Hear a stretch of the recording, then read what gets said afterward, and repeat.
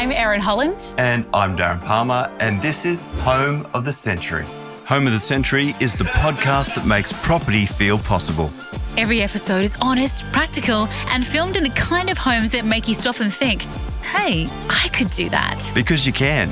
Home of the Century, proudly brought to you by Century 21. Australia and New Zealand's most trusted name in real estate.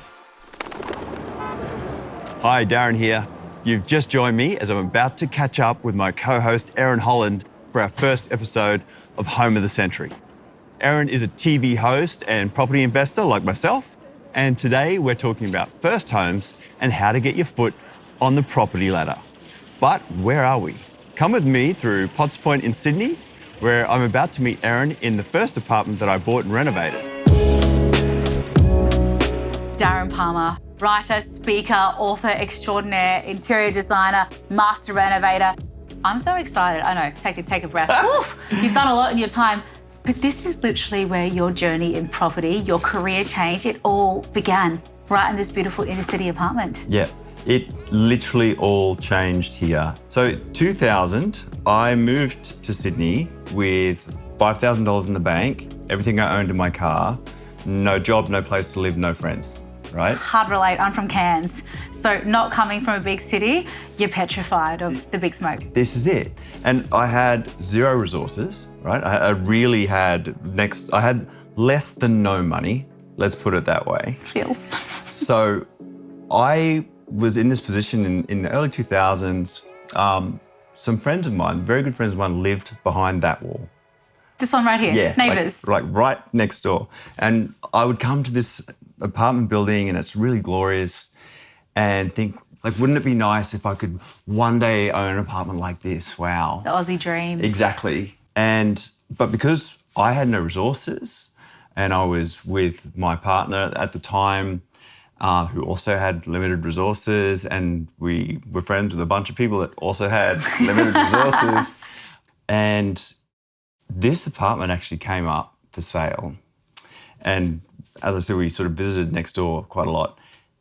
And so myself, my ex, and two of my friends decided that we would band together and we would buy this place together. Pull the finances. Yeah. There you go. Ahead of your time, because that's become a massive point to consider these days now for people trying to get into the market for the first time. Obviously, it's difficult. Things are expensive. The markets are growing exponentially all over Australia. But collaborating, for want of a better word, with friends, with your parents, with your partner, whoever it is, it's a way to get into the property market, which seems like such a pipeline dream for so many Aussies with where things stand at the moment. Yeah, I mean, this idea of it being an unattainable goal is maybe true if you think about it only in the conventional context. If you only think you've got to have X in the bank and you're going to do it in this particular way, then yeah, maybe it's going to be really, really tough for you. But if you think around things, think around problems, generally you can find a way. And something that we did absolutely right. We had a legally binding document that outlined exactly what our obligations were to each other and to the bank. In the future, should you sell, should circumstances change? Bingo. And so we had the exit strategy set in place. So there's four of us. Should this person want to exit, what are they responsible for? If they trigger the exit, then they trigger all of the expenses for the exit. They have to sell to the other three people as first right of refusal. And we had that legally binding document. So smart. The other smart thing we did was we had a morally binding document.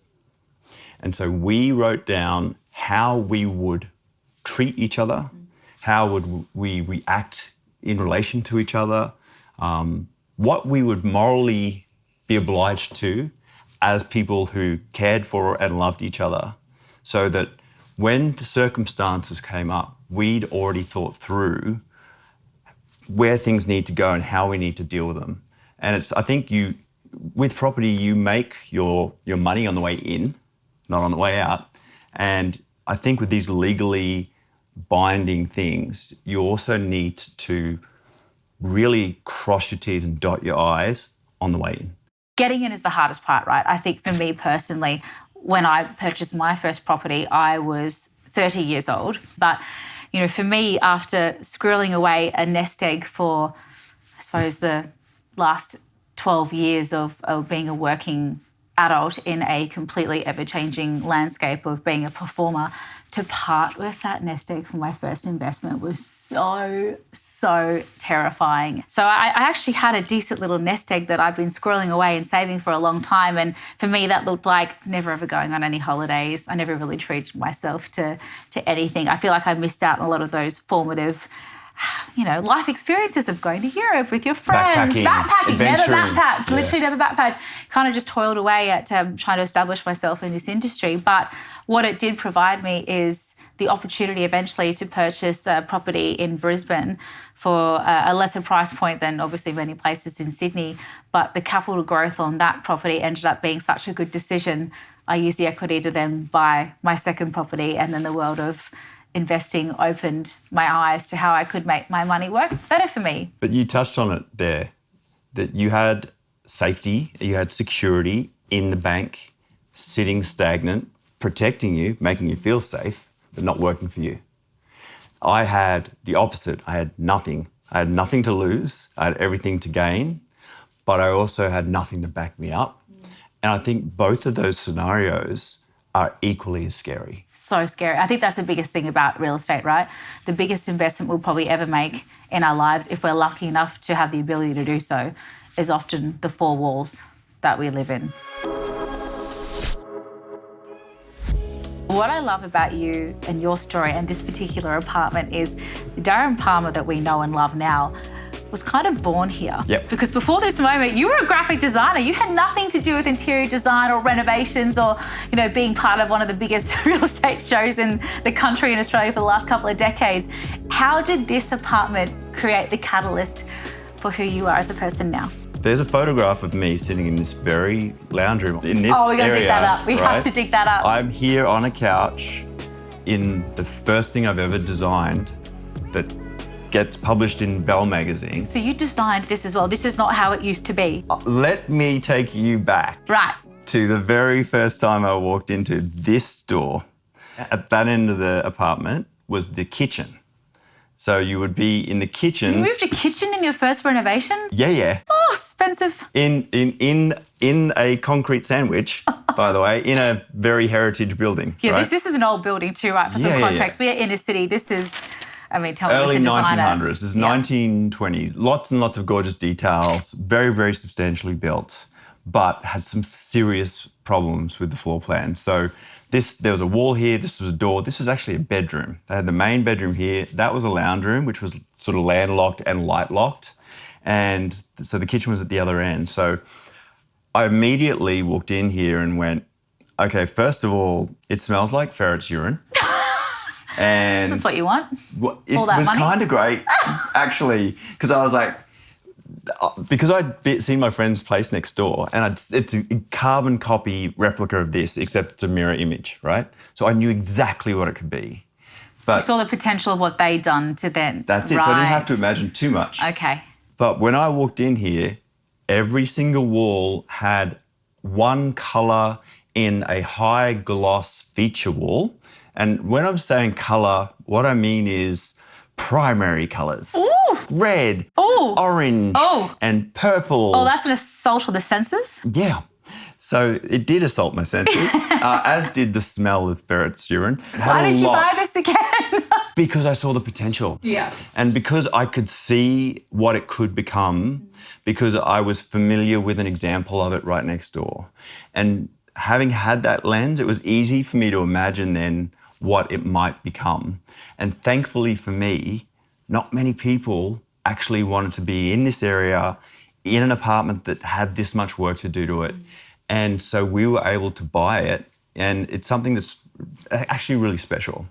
This used to be a very, very rough area, and there was quite a lot of work to do. So that's what we bought, and then I lived in it for a year, and then I renovated it over another year, every weekend. And I remember... So you got on the tools yourself? Oh, yes. Oh, yes. So Darren Palmer original. Yeah. So Amazing. this is the first thing I ever designed. So that's the first kitchen I've ever designed. You were born here. The first layout I've ever designed. Yes. But I also Like I rendered that wall. You physically rendered that wall. I literally got sand, cement, and rendered over the bricks to. You did not. I sure did. Was there Google around to Google how to do that? I'm joking. No, I'm joking. YouTube wasn't around yet. Actually, no. I had to. Oh my god! I had to ask advice. Did you get the textbook out? Like, how did you learn how to do that? That's My dad's really DIY. okay. Right, so I learned a lot. Thankfully, I have a designer's brain. So I'm able to see how things work just by thinking about how I would have done it in the first place. I didn't know what I didn't know, so I was able to just go, well, I'm going to do it this way. Ignorance is bliss too sometimes, right? You go, yeah, great, I can do that. And then you go, what have I signed myself up for? But almost every single time I do something. the end product is absolutely stunning. And the character to this building, which I know is like one of your absolute favourite things to do, it's so special and eclectic in like the best possible way, but still modern. It's an absolutely stunning space. But I did a very small reno on a property in Brisbane. And when I say small reno, I mean like pulling up the carpets, getting rid of like the asbestos and the glue. Not yourself. Obviously not. Good. With the professionals. Gee. Even just painting the walls and ripping up carpets and polishing up the floors and doing just a few aesthetic things, painting the kitchen. Oh my God, painting. Oh, it seems like a really great idea at the time, and then you start and you realise how long it's going to take you. That's literally that. I've just been through it at a different property where I started gung-ho and really happy and really excited that I was going to paint all the stuff myself, and then hated myself after a day and a half of masking. Yeah. But when you get past that bit, painting's really fun. How long did you spend here? When did you sell? So this was a 2-year hold for me personally. I moved out of it after 2 years, and my 2 friends that I bought it with moved in. And I did that because we as a group, it worked. So we purchased another property really, really far away. Just over there. You're joking, you're around the corner. Like right over there. So, and I moved into this place. Knowing your area, doing your research, felt comfortable to go again? Exactly. Yeah. And because geographically we knew everything back to front, and also we knew that the structure worked. Yes. We felt safe that we could make that same the decision financial again. structure within your purchase. Exactly. So, but I didn't hang on to these properties with those friends forever. It is something that did have a use-by date. We decided at some point I needed to amalgamate my assets so that I could buy one property with my husband and start our family life together. And so, but because we had all of that structure set, we had those exit strategies set, it was a really neat and tidy process. I mean, so much so my friends still own this place. We're allowed to be here, so Exactly. no one wants to be there with that sale. Yeah, we're all still friends. That's perfect. And it's a good success story of how to do something differently. You know, there are so many options available to you out there, and obviously this was a successful endeavour for you. You ended up purchasing another property with the same group, then you sell that and you purchase with your partner, and you've gone on to have a really lucrative career in properties. I mean, how many have passed through your hands? 10? Yeah, see, that's quite the portfolio. What is it you think that you've learnt in this vast property journey that is the most integral and important thing for our friends listening here today? You have to understand the difference between buying the things that you can pay money to improve versus buying the things that you can't change. So what I mean by that is you will pay for views, access to light, more elevated positions. Proximity to schools. Proximity to amenity. Supermarkets. Bingo. So you pay for those things because they are built into the asset. Then you can improve many, many other things like floor plans, like the locations of where a kitchen might be, the aesthetic way it presents to people. They're things that you can pay to improve, but you can't ever buy that view once you've got the asset that doesn't have one. So yeah, understanding what you're paying for and what you're actually buying. You are the man that knows how to create beautiful things out of absolute shells. You are an incredible interior designer, and it has been your work for many, many years now to create beautiful spaces.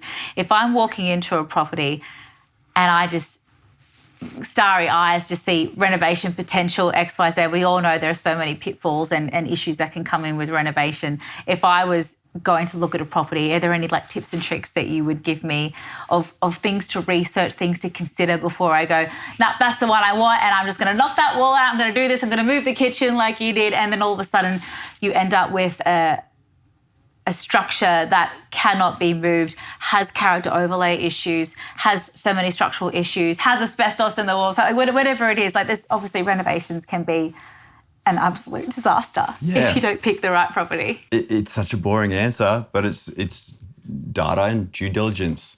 You have to know. Through agents, through your own research, through... For me, I like to look at things like the Valuer General website in New South Wales.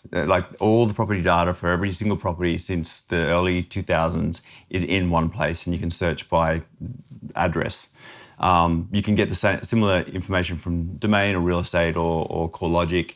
But understanding, first of all, what does the suburb mean look like in terms of, how many bedrooms, how many bathrooms, what's the purchase price, what's the sort of cap on the ideal, and then what in that market is suboptimal, and then what do you need to do to bring it up to the level it needs to be, and what is that going to cost? That's the problem we face right now, because everything costs way more than it has and way more than it seems. Cost of materials, cost of trades, time. The short answer is do lots of research. The long answer is way more boring, but do much more research. And just understand what you're spending, what you're achieving with that spend, whether there's a buffer left for you to have as a profit, and what, if you're improving a property, is that going to meet the market that you're trying to sell it to? This is Home of the Century. Brought to you by Century 21. Australia and New Zealand's most trusted name in real estate. When you were looking for your property, what were the things that met your criteria? For me, my first property was solely an investment, and I feel like that really helped because I wasn't looking at it. It was emotional in that I was parting with all of this money that I'd worked so hard to save and was so terrified that I wouldn't get picked up to work again for the next year and I'd be out of it. So safety is actually what you were giving up. You're giving up safety for security. Giving up safety for long-term security, if the purchase was right. And because I could take at least the emotion out of, well, I don't need to live here myself, so maybe it's not perfect in what my ideal of where I would live would be. But I think it'd be ideal for this many different amount of people. It's in a great location. I think it will rent well, and that rent will alleviate some of my financial stress after the initial deposit goes, because it will pretty much pay for itself, if not be slightly negatively geared, which helps me from a tax position.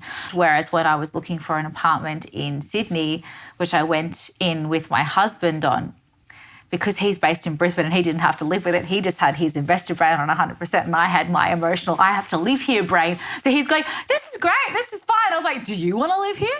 Because I don't want to live in this. Are you joking? And we had this constant conflict of, he goes, yeah, but it's a good investment, this and that. I said, yeah, but I have to live in these four walls. And that's a massive question that I think everyone who is looking to jump in will have to consider. And depending on what city they live in and price points and what you're able to afford, the one thing that I hope people might learn after so many years of being told the property market's out of control in Australia, you'll never be able to afford X, Y, Z, just keep living life and enjoying your life and renting forever because you'll never be able to actually afford property. I feel like there's still opportunities in the right areas, maybe outside of the realm of what you had considered in other markets, in other states, where you can purchase something that you can afford and you can rent where you want to live. The way that it was done in the 70s and the 80s, and you had a small deposit and you're a married couple and you had a relatively small amount that you were borrowing, compared to your yearly income versus what that metric looks like now, it does change the way we have to go about going into property, especially as a first home owner. There isn't only one way in, and there's not just one way to climb onto your first rung of the property ladder. Yeah, and you've made this your career since this very purchase in this apartment. This is what you do with your life now. You build beautiful homes, you invest, you renovate, you guide Australians and people all over the world on how to, do the same sorts of things with their own lives as well, which is incredible. Do you ever look back and think, oh my gosh, like sliding doors moment, what if I'd not bought this property? Would I still be graphic designing, and would AI have taken my job by now? And like, what would have changed had you not taken that leap of faith when you were 27? It is so weird to think about it looking backwards. Yeah. If I were to look at now from then, it would look like an insurmountable amount of work. Like there's no way that I would think, yeah, I'll be able to do all those steps. But everything is just a step, and it's just the next step. You do the thing, do that as well as you can, do the things that come from that thing, and then exponentially your life expands, your portfolio expands, your opportunities expand. But I think if I walked into this property with the expectation that my life would look like it looks now, my head would explode. There's no way. Something about property and the long-term gain and the long-term hold is, it's not that instant gratification that can come from other forms of investment, but it can be great in the long run. One of the best things, though, is that you can't stand inside a share, right? That's what I've always said. I can see the four walls of what I am buying. I can't see shares. I can't see crypto. I can't see, and look, all of diversification, very important in investing, obviously. But for me personally, as someone who really struggled with parting with money, I want to see the thing that I'm buying. What would you share with a first home buyer? I would share with the first home buyer the fact that they should do their research. That comes as no surprise, I'm sure, but there's so much information that's out there at the moment, and you just can't know enough about what's happening in the marketplace. So there's, most people are looking anywhere between sort of 3 to 6 months generally, and I find that that research is not just confined to what's on the other side of the PC and kind of understanding what's happening in property prices. It's actually going to auctions before you're ready to bid so that you actually can understand what the process is like, engage with agents and auctioneers and ask them questions, and even understand a little bit more about the conveyancing process. I think that's also something that first home buyers need to wrap their head around. There you go. Don't walk in blind. Exactly. We literally could talk about this for hours and hours. And what I'm really looking forward to delving into with this series is we're just two tiny little case studies in the myriad of options that are available out there to property investors. We're going to be hearing from first-time investors. We're going to be hearing from people who are very established in this point, looking at the diverse ways that you can invest in property, whether or not it's commercial, industrial, ag. There's so many different ways that you can get into the industry, and we've kind of just tried to touch on our beginnings in this industry. I just wonder, Darren, like looking back at your younger self, your 27-year-old self, or maybe even younger, is there one key moment you would have changed or a piece of advice that you would have given yourself to expedite that journey? That's a great question. It's a hard question. While I think of my answer, what's yours? I think for myself, knowing what I know now and knowing kind of what I was sitting on out of fear for such a long time, I should have gotten in earlier. I would have gotten in earlier and I would have held on for dear life and just sort of seen where it could have gone from there. I think when you look at what things are worth even 5, 10, 20 years ago now, you just go, oh, wow, like imagine. And obviously everything is circumstantial and there's nuance and everything, but the earlier I could have gotten in, the better, I think. I think that's great advice. I think I got in relatively early. I got in a relatively creative way. I don't know that I would be able to advise myself any better because that was my way. And there isn't just one way. But if you can find the way that is right for you, that fits your circumstances, then it is absolutely worthwhile looking at that problem from every different direction to find your way into the property market. Yeah, that's exactly what we're going to be doing on this series of Home of the Century. Strap in. We hope you learn a thing or two, and we absolutely will be along the way. This is Home of the Century. Proudly brought to you by Century 21.